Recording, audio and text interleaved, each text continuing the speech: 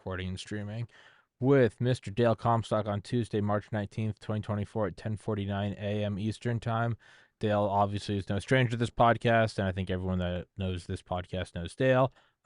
We've talked about it before, and the reason I want to do it is because I'm retarded, and it took me 4 years and like 2 weeks to realize I could pin episodes to the top of my Rumble profile, which normally I never cared about because it didn't mean anything. But it's coming up on 20,000 people now, and I'm like, well, Dale is he's been trying to get his wife back into the United States for some time now, and it's been really a travesty and a spit in the face to everyone that served. And as soon as I figured that out, like the first thing I did was text Dale. I was like, "Hey, we can do the thing where you tell your story. We can pin it to the top." And then the idea is that if anyone out of because most people watch, a very small percentage of people actually comment or get involved.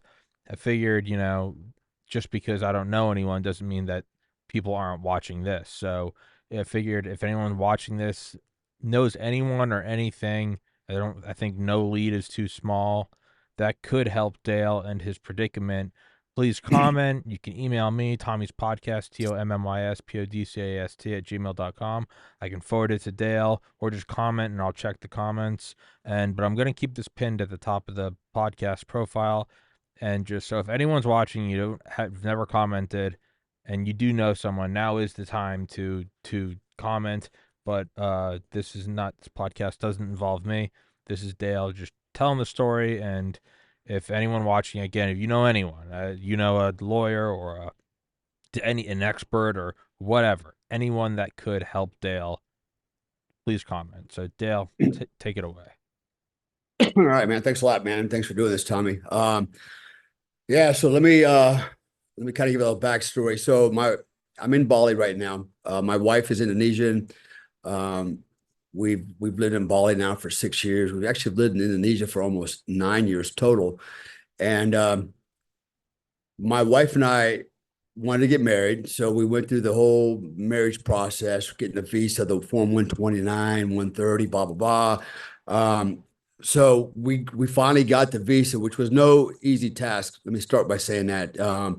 They make it very, very difficult. We had everything, checked all the blocks. In fact, there were on more than one occasion, my wife went to the embassy with all the proper documentation.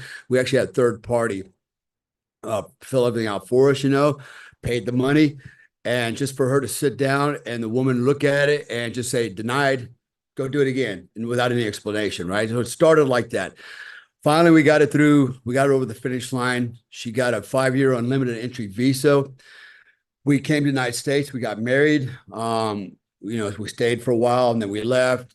We've been in and out of country several times. We have a home in Florida.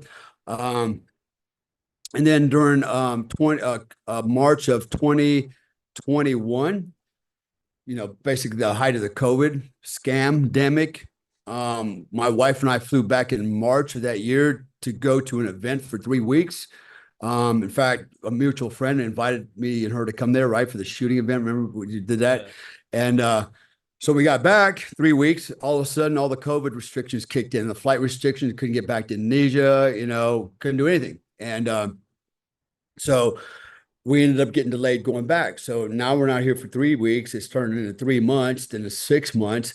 And then after 6 months, going on just a little bit further, my wife was a passenger vehicle one night around 10:30 in Panama City Beach in a turning lane as a passenger sitting there, no traffic on the road or anything.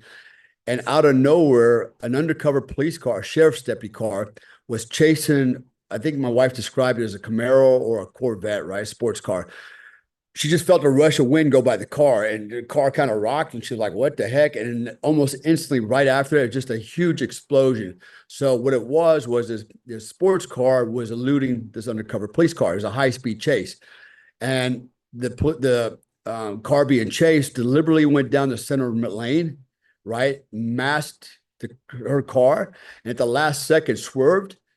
And the police officer didn't see it and literally rear-ended her car at 90 miles an hour. All this has been captured on video, police dash cam, the local bars have all this, right? Destroyed these cars. You can just imagine what would happen a car getting hit at 90 miles an hour. So they all ended up in emergency room. Then my wife went through physical therapy after that. And while she was going through the physical therapy, they determined she had cancer. Okay, so now she's going through cancer treatment. So now we're getting delayed even more. So we got physical therapy from the police accident, which they had to stop to do now to do the cancer therapy, right? So treatment. So she goes to the cancer treatment. Finally, she's out of the hospital. It's now May of 2023. And I think I got that right, or 2022, sorry, 2022. And the doctor gives her a thumbs up, says, okay, you're good enough to travel now. So we came back to Bali. We have a company here. It's her company, brick and mortar business. We have a home here. We have family here. We hadn't seen them in this entire time because we couldn't get back to them, but we needed to get back and just reorganize everything. So we came back, got it sorted out. And then we had follow-on doctor appointments like 7 weeks, 8 weeks later. So we fly back to the US. We go through LAX. And as we're going through immigration, CBP pulls us into secondary. And like, what's going on here? Right. And it wouldn't, and actually, you know what they told me? So at this point, they separated from me and from my wife. I go, what's going on here? And they told me, and this really pisses me off, man. I'm gonna get really angry when I start talking about this because it's like one of the things, probably the thing that's made me madder than anything in my entire life. When I just start thinking about it, my blood boils, man. But they separated and told me it was none of my business. It has to concern my wife. I go, it's my wife. They go, it doesn't matter. It's her passport and it concerns her. And they told me to sit down, right? So finally, the supervisor comes out and he says, your wife's an overstay. I go, how's that possible on a 5-year unlimited entry visa? We didn't know that. It was never stipulated to us when we got the visa. Nowhere was it on this website. Even though State Department admitted it wasn't on the website because my lawyer was into it, right? And so we didn't intentionally intend to stay over. We didn't know we stayed over. We thought, well, it's 5-year unlimited entry visa. We can come and go as we please until her green card gets approved, which I had already submitted in October of 2021, right? It was October 2020. Anyways, it's already been submitted. It was supposed to take 4 to 7 months to get the green card approved. That's according to the website. So we figured for sure we're going to get the green card anyways. It didn't think it was a big deal. We weren't trying to do anything illegal and nefarious, intentional, you know. And so it started something like this. They wouldn't let me talk to her. They pulled her into the back room. The first question they asked her, is your husband Dale Comstock? And she's like, yeah, it's him. And the shit show started, right? So they already had me pegged, right? And now they tell me to go wait down in baggage claim. They said because the exit point for CBP is down there, right? So just wait down there for about 2 hours. We got to do an interview. We'll let you know what's going on. I'm like, okay, I don't get this, but okay, all right, you know, like, so I'm still trying to get my head around what's going on. So I wait downstairs in baggage claim. Now they're escorting my wife to their area. And along the way, they're basically, my wife said they started accusing her. They basically said, and I'm going to paraphrase, we know what you're trying to do. You're trying to sneak in this country to get a job, right? And my wife told them, she goes, why would I do that? She goes, first of all, I own a company. I have plenty of money in Indonesia. Why would I sneak over here for a job? She goes, my husband, he has a job here. We have one in Bali. You know, I just want to be with my husband, right? But no, they kind of made her guilty, like you're just trying to sneak over here for a job. Kind of like the 10 million criminals coming across the border right now, right? Something like that. So they take her downstairs, and I hope I offend people when I say that because I don't care. Let's call a spade a spade. And I'm not going to apologize for that, by the way. They kiss my ass if you don't like it. So that's what they are. They're criminals. They broke the law. All right. So they got her downstairs. I'm in baggage claim. I'm waiting and waiting and waiting. 12 hours go by. I haven't heard anything. I don't know who to call, who to talk to. They give me no phone number, no points of contact, nothing. I'm like, what is going on here? Right. So we're 12 hours into it. And then a couple of things happen. So one, I have a friend who is one of my coaching clients who happens to work for them. Right. He's retired. He actually retired. And he goes, I told him what's going on. I go, man, do you know what this means? What's going on? I'm trying to get advice from him. This is his space, right? So he started looking into it, and he was able to get into the system, and he was sending me screenshots. So I knew what was going on now, right? I'm getting the screenshots.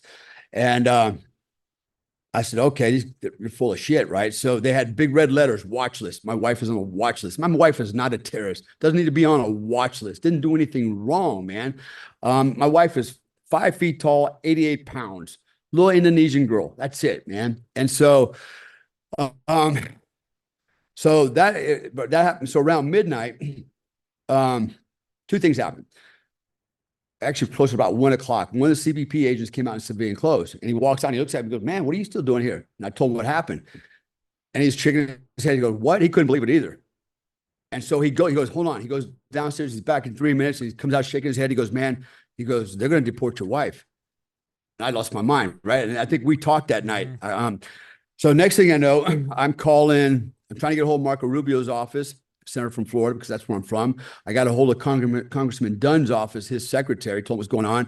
I spoke with several other people, an attorney, immigration attorney, also the medical doctor that you sent my way.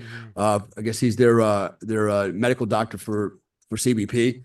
And long story short, it's around 2 or 3 o'clock in the morning. Nothing's happening.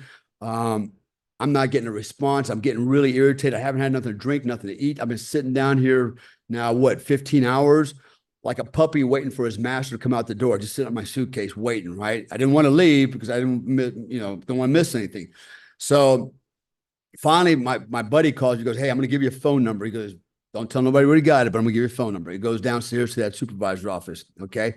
I said, "Send it." So he gave it to me. I call down there and I got the guy's name. I hope you're listening, asshole, because I've got all your names, right? I know who you are.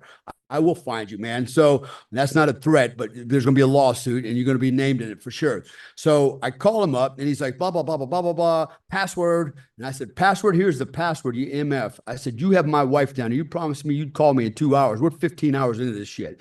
And I said, "I don't know what you're doing down there, but this is a bunch of crap. I got my wife's credit cards. I've got her money. I've got everything of hers. She's got nothing down there, right?"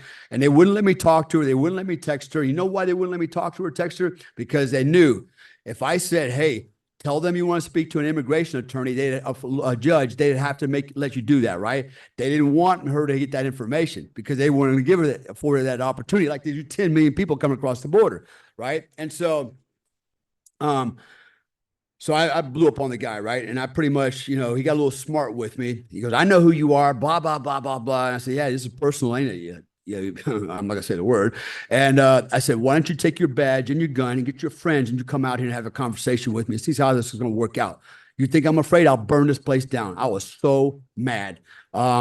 Nobody came out, right? Little bitches, right? So they didn't say shit. Hung up on me. That morning, Congressman Dunn's office did get a hold of them, and she goes, "Hey, listen, I'm not trying to tell you what your job is, but could you please at least, send somebody out. He'll give you money and credit cards or jacket and stuff and a phone charger, whatever you're going to do, right?" And because I'm pretty aware now that they're going to deport her. Well, they never came out. And next thing you know, a little while later, I'm getting a text message from United Airlines that says time to board. And I'm like, what is going on here, right? Um, so now let me backtrack a little bit. So I forget what time it was, maybe 4 o'clock in the morning. Now they're going to interview her, right? It's a female. I got her name too. And she says, "Okay, I'm going to, answer these questions, and just answer yes." And my wife said, "Why would I answer yes?" Right? In her broken English, she goes, "What if the answer is no?" "I'll just say yes. That way we can get you out of here." Right? And my wife, "Well, what if the answer is no?" "Just answer yes." So my wife actually answered no. Like they asked her, "Do you know that you were an overstay on your visa?" And she's like, "No." That's an honest answer. They changed all her no answers to yes, all in the affirmative. And they go, "You know you were an overstay, right?" She goes, "No, I don't." She goes, and they pulled out somebody else's passport and they showed him a stamp, right? Which is not in her passport, by the way. I've got her passport. There is no stamp with a suspense date on it. They used somebody else's passport. Goes, "See?" And she looked at it, she goes, "That's not my, yes, it is your passport. Just say yes," right? They did that shit to her. And so my wife look, she's an Indonesian. They don't do shit like that to people in this part of the world, especially here, man. They're not used to this crap. People actually respect each other here. It's just a completely different world. So they changed all her no answers to yes, but it didn't tell her that, right? And so next thing I know, I think it's like 10 o'clock in the morning, I'm getting a text message and it says, United Airlines, it's time to board. And I realized, oh crap, man, they're going to put her on an airplane. So I assumed, okay, she must be down at the terminal, or they're walking her down, or something's going on. So I tried calling her. I kept ringing and ringing and ringing, and she kept having to hang up. They wouldn't let her answer the phone. I just want to know she was okay and what was going on. They wouldn't even tell me. They never came out and told me what was going on. The guy that was off duty going home, he just said that they're going to deport her. Okay, that's not an official notice. Okay, if you're going to tell me you're going to deport my wife, you come out here in your duty uniform officially and tell me what's going on, as you promised what you were going to do. So they're literally walking her down the terminal. Two uniformed officers on each side of her got control of her. They walk her to the front of the lobby area as everybody's boarding. She's the last one on. As people walking by, they're looking at this little 88-pound Indonesian woman going, was she a terrorist? You know, and my wife is so embarrassed by this whole thing. You know, she's like, oh my God, you know. They waited till the aircraft was full. They loaded her last, walked her from the front of the airplane to the back of the airplane. The phone was still ringing, and she kept having to turn it off, and it just kept ringing. I was persistent. And finally, on the aircraft, she looked at the police officer. She goes, can I just please tell my husband I'm okay? No. And that's when the crowd, the passengers rose up and said, bullshit. Why don't you let her talk to her husband? Just say goodbye, man. Stop being a dickhead, you know? And they still said no. So they sat her down. And she told me, she goes, at this point, she's been very meek and very, very humble, right? She's completely intimidated. She was so afraid to speak out and do anything, because when they had her downstairs, they made her wear a mask. None of them were wearing masks. They had her on masks. They made her stick her shoelaces out of her shoes. They had her sit in the couch. She was coiled up in a fetal position. And they kept asking, what's wrong with you? You on drugs, right? Then there was another, like a kitchen area. And they said, if you need a toothbrush or toothpaste, go in there and help yourself. She went in there, and some freaking rat came in there. What are you doing, huh, bitch? Get the hell out of here. And they just intimidated and bullied the shit out of my wife, right? And finally, they were asking my wife if she's on drugs, because she's laying on the couch basically crying. It's like, what do you think she's crying about? Why do you think she's in a fetal position? So, so now they got her on the airplane. They sit her down, and they tell her, don't touch your cell phone until you're back home, right? And now, by the way, we live in Bali. Bali is an island. It's not part of Java. It's an island, right? And if they're going to fly her back to Jakarta, not to Bali. So she's going to arrive at midnight in Jakarta with no money, no credit cards, nothing, no phone charger, no clothes. And what? Midnight, she's going to do what? Go walk on the street and do what? How's she going to get home, right? So anyways, so they admonished her, don't touch your phone. They walk out. And before they walked out, she said, this is the first time, the only time where she felt like it's time just to stand up and push back. And she told these cops, she goes, you know what? She goes, I only want to come to America because I want to be with my husband. That's the only reason I want to come to your country. She goes, but now the way I see how you treat people, she goes, I don't want to come to this place. You can have your stinking ass country. You know, this is bullshit. You don't treat people like this. Not in my country, you don't. And so that was her parting shot. So they left, jackasses. They closed the doors. Flight attendant comes back with a sealed packet, hands it to her. She's like, what is this? She opens it up. Guess what it is? It's the questionnaire. And she looks at it, and they had changed all her no answers to yes answers, right? They waited till they sealed the door before they handed it to her. They gave it to the flight attendant to give it to her after the door was closed, all right? Yeah, listen, people, this is the U.S. government, okay? This is the United States government. This is how they treat people. This is how they treat a veteran and his wife. So at this point, I'm like losing my shit, man. So I got all her suitcases, all her stuff. I find me a hotel. I don't know what I'm going to do, because I don't know how I'm going to communicate with her. She has no phone charger. Now her phone's going to die. And it was around midnight, I guess. I finally get a phone call from her. So she arrives in Japan. They actually had somebody waiting for her. They had somebody waiting for her in the ramp and escort her to her next gate and sit her ass down. Like, wow, is this like Osama bin Laden? Yeah. You know, 10X? What's going on here, right? So she managed to get a charger for somebody else. Got a quick charge. She calls me. She tells me she's in Japan and getting ready to catch her next flight to Jakarta. I said, hold on, don't hang up. I got on the phone real quick. I got her plane ticket at 0500 from Jakarta to Bali. I said, here's your flight number. You know, it's in her screenshot. Save that. I said, I called your brother. He'll pick you up in Bali when you arrive there around 7 in the morning. Okay, so we got all that sorted out. Boom, we're good. Oh, yeah, and the other thing they told her, after the first 2 hours of detainment, she said she wanted to talk to me. And you know what they told her? They told her I already left and went to Florida, right? And she didn't believe them. And then later on, around 2 or 3 o'clock in the morning, when they did the interview, 4 o'clock, something like that, right? So we're 16 hours into this thing. That's when they did the interview, right? And she started crying. She was just so disheveled by this whole thing. She was just crying, and they're like, "What's wrong? What do you think is wrong? You freaking monkeys!" Of course she's crying because she's upset. And she goes, "I want to just talk to my husband." And oh, but your husband already left. He already went to Florida. They knew that was a lie because I've already called them. I've already told. Nobody ever knew. Nobody checked to see if I had left. They never even talked to me until I called the supervisor. So I know he knows I'm still here. I never left, but that's what they're telling my wife. They're lying to her. You know what my wife told him? She goes, "You know what? I don't believe you. My husband was a soldier and he wouldn't leave me behind." I go, "No, that's my girl. That's my girl. She knows something about loyalty and leadership, something these assholes don't know." Okay. And anyways, I'm in the hotel. I make the phone calls. I realize there's nothing I can do. I'm going to have to continue on to Florida. I got, I had a lawyer. He dropped me because he couldn't do anything either. He was just hitting a brick wall left and right. He's a pretty accomplished attorney, man. He's got like 8 law offices between Mexico and the United States, and just bam, bam, bam. And he couldn't make anything happen. Nothing happened. I had a lot of people engage with me. I literally, there was a Marine commandant in charge of VA in Florida. No juice. Marco Rubio, no juice. Nobody had any juice whatsoever. Just nothing. I had, there were a lot of guys that tried to help me, and none of them could help me. And so basically they just forgot about me. I never heard back from the lawyer eventually. Everybody just kind of like, poof, ain't nothing we can do about you. You're on your own, right? Which I kind of knew that was going to happen anyways. At the end of the day, people will you're the only guy that's still helping me. You know that? You're the guy that helped me from the beginning, and you're still helping me now. You're the only guy to stay in the fight with you, believe it or not. You're the only one. Everybody else is just kind of like, well, sorry, man, did the best I could, and I'm moving out, right? You would think as a collective, because some of these guys are pretty formidable in the political sphere and the news, in the journal sphere.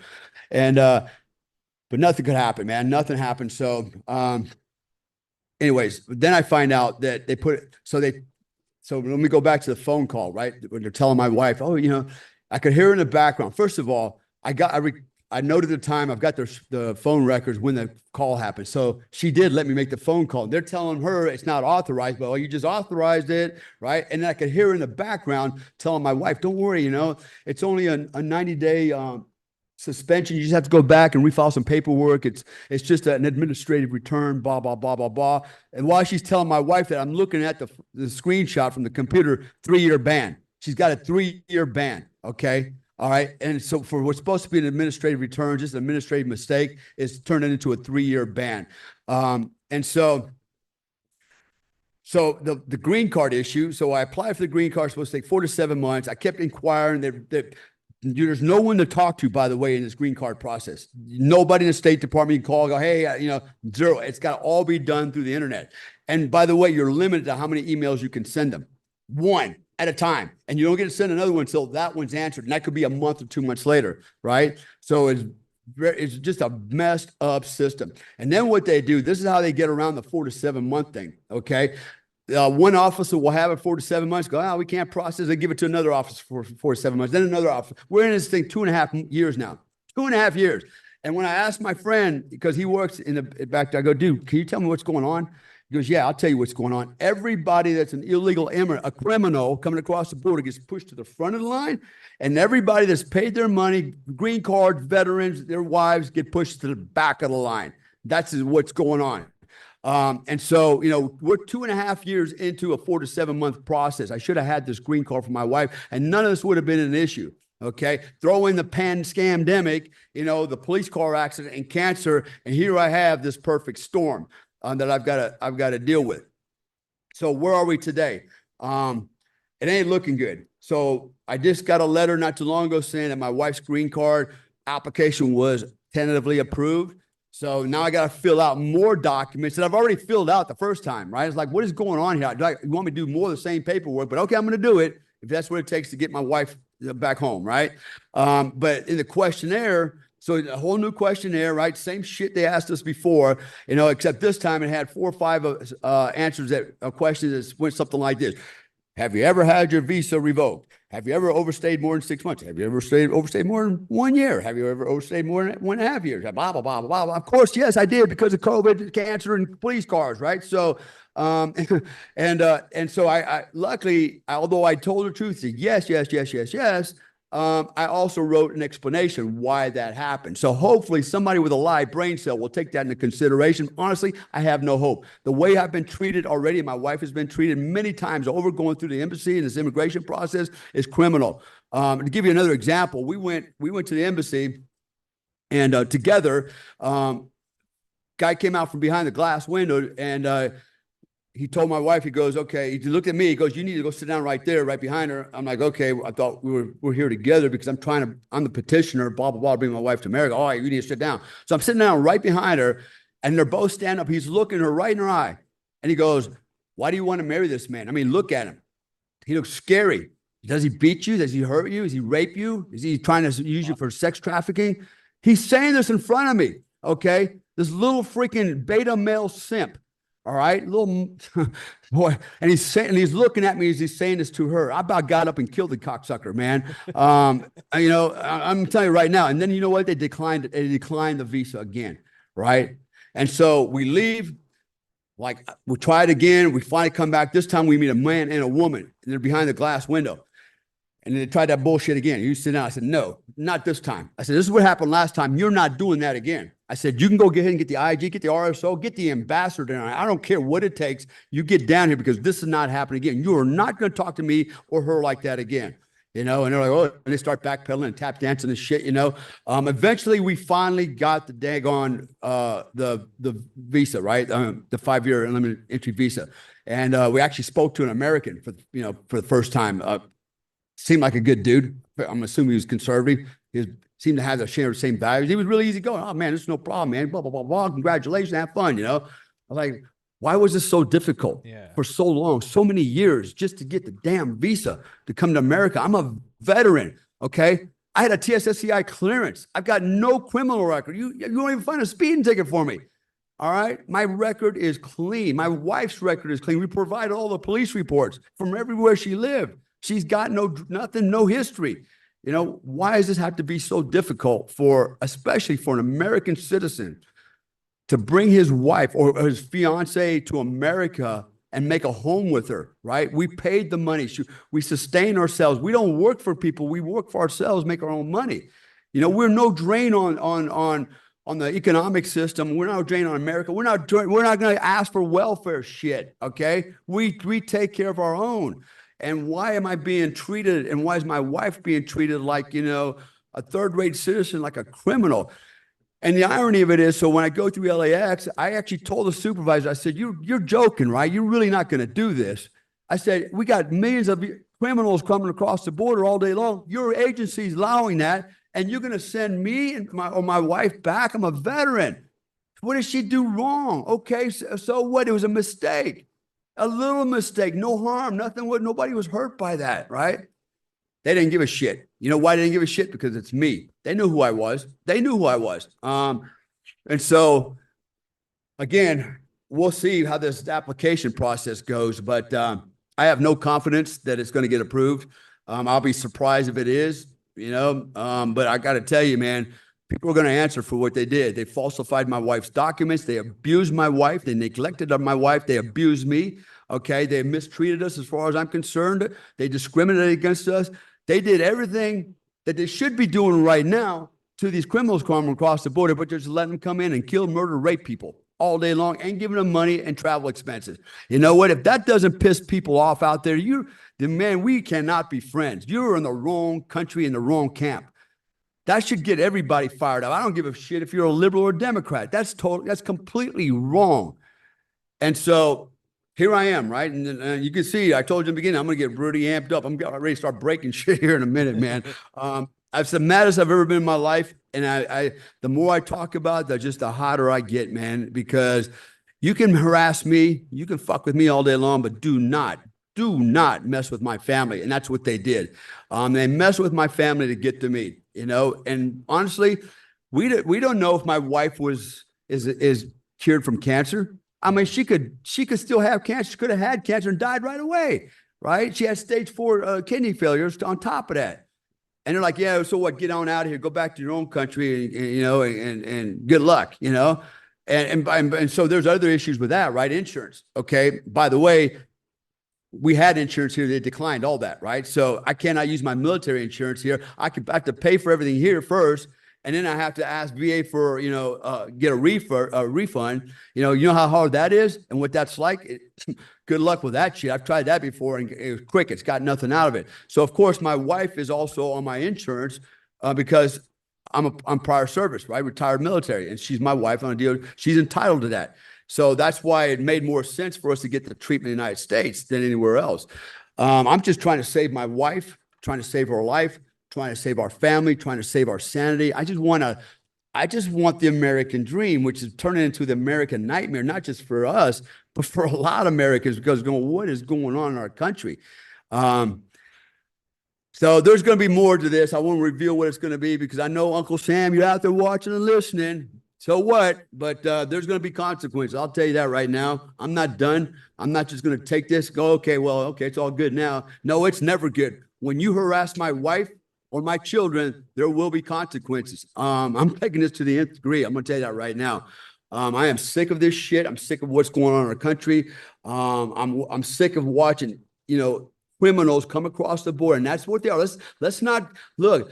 Let's call us what it is. These people are coming to our country illegally. That makes you a criminal. Okay, you try that shit here in Indonesia or the Philippines or anywhere else in this part of the world and see how that works out for you. You're going to jail. It ain't a nice jail either. Okay, and as soon as you pay your time in purgatory, they're going to send you out here on the first thing smoking. You will be banned forever. You don't want to screw around. We're the only country that does this crap.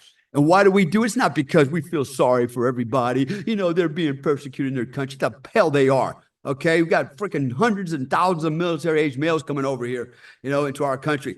And they're not being in any way persecuted. None. They're coming over here to the milk and honey because they know we have a government over here that will give them free shit. And then in turn, they'll vote for these criminals that are in office now, and that's what it's all about. And if you can't see that, you're not smart enough to be voting. You probably shouldn't be breeding either. And I'm not saying you, by the way, but you know what I'm talking about. It's amazing how many people will actually defend, what's going on, and push back against me and say, wow, your wife broke the law. Yeah. What law? Explain what law she actually broke, didn't break a law. It wasn't intentional. And by the way, Christ Jiminy, we're literally letting murderers and rapists and cartel members and terrorist leaders come into our country. Just let them come on in. How many have gotten in so far? How many we don't even know because they lost track. How many children have they lost track of? How many kids right now are being raped and sodomized and murdered because this incompetent government has let them in? And everybody else, well, it's not my business. I got a job to do. I got my own life to live. Let the government do their thing. I'm sure I'm confident in the government. You know why? Because people are just they put all their trust and faith in the government, and that's the stupidest thing you can do. That's why we have the Second Amendment. That's why we have the First Amendment, is to protect ourselves. And people are just disregarding. Everybody says, oh, the government will take care of us. Oh, you're just a conspiracist. Idiots. Well, that's my story, man. There will be another chapter to this. It ain't over. I just don't want to tip my hand yet, but there's going to be consequences for this. Lots of consequences. May nothing come out of it. I know I'm fighting a big machine. I'm fighting a big machine. They'll probably swallow me up, but I'm going to go down swing. I'm going to tell you right now, this is not just going to go away. I'm going to go, okay, I'll forgive and forget. No. The people that did this at LAX, they know who they are. They know what they did. They did it deliberately. They mistreated my wife. They lied to me. They falsified her documents. They abused her. There's going to be consequences. You don't get to do that and get away with it. Maybe for the average person, not for me. Yeah. Anyways, thanks for having me on. Of course, dude. No. And hopefully people will learn a lesson from this and, and realize this is not a one-off. In fact, let me point out how it's not a one-off. While my wife was there was another woman from Hong Kong. Same thing. She's been going back and forth for cancer treatment. Okay. also because of her treatment, she had to overstay the last visa, but she left. She tried to come back for follow-on treatment. You know what they did? They banned her for 5 years. And my wife asked her, "What are you going to do now?" She goes, "Well, I guess I go back to Hong Kong. I get to die because I can't get this treatment there." You know, this is the shit. This is the shit our government does. This is the shit CBP does. DHS. This is what these people are doing, man. You want to talk about humanity and being humane? Is that humane? That's not humane. Not by any stretch. Oh, we feel sorry for all the poor poor people coming from Venezuela with their babies. They just want to live in a land of milk and honey. What about these people that coming over? They want their treatment they're entitled to, right? Cancer. They're paid their way. They paid their dues. Just like my mother. My mother has a green card. She's from Germany. She's paid her dues. You know why she paid her dues? My father fought for this country and died. He's a Vietnam veteran. Okay, he died as a consequence of the war in Vietnam for this country. I have fought for this country for a long time. My son, my sister, we have protected and fought for this country, and you treat us like dog shit? Come on. Anyways. Oh, it's perfect. No, and again, to people who are listening, I mean, really, please, like, if anyone knows anything or anyone that can help, please comment or email me. I mean, I've got quite the Rolodex from this podcast, and I burned through really everyone trying to help Dale, and none of it really worked. So there's a reason why we're still doing this episode sometime later. Is it's kind of a last shot. It's might as well just use the number of people that do watch this show, and we're scraping the bottom. So I mean, if you're listening and you kind of know someone, and you're like, yeah, that probably wouldn't help. No, you're the person that needs to comment. Like, I've gone through everyone. Dale's gone through everyone. Like, it's not working. So please, if you know anyone or anything, if you have a cousin's brother's friend is a lawyer that knows whatever the fuck, please comment that, or please email me, Tommy's Podcast, Tommyspodcast@gmail.com. Please do just something. That is literally the title of the episode. I think it's like, please comment if you can help. Like, it's so please help Dale. Please help his wife. I mean, we're trying to get it done, and it'd also be a badass story if it ends up working. Like, just not giving up. I mean, but that's why we're doing it. That is the literal purpose of this episode. So, again, if you're watching and you're like, yeah, no, it's not me. No, it is you. It is you. If you know anyone, please just comment. And if it doesn't work, it's whatever. Nothing's worked thus far. You can't disappoint us. So that's what we're trying, and I hope you guys can help. So, Dale, Appreciate it, man. I appreciate your time, man. I appreciate you. We'll make sure to catch up again on a happier note. But we got lots to talk about. yeah, fuck yeah. Well, but I just wanted to get this out, and hopefully something comes of it. So there's no point in giving up. That's that's what losers do. Above all else, that's what losers do. So it's also just arrogance and pride. I don't want to give up because fuck them. No, it's look, it's a collective problem, because you might think it's not your problem at the end of the day. If they're willing to do this to me, wait down the road when it's your turn, right? Yeah. And it's coming. There's a lot of bad coming. Yeah. And if good people don't stand up and push back, this tyrannical regime is going to gobble you up, and you will have no freedom. So I'm an example of it. I believe many believe at very high levels that I've been targeted. Could be, maybe it's true, maybe it's not, but here I am.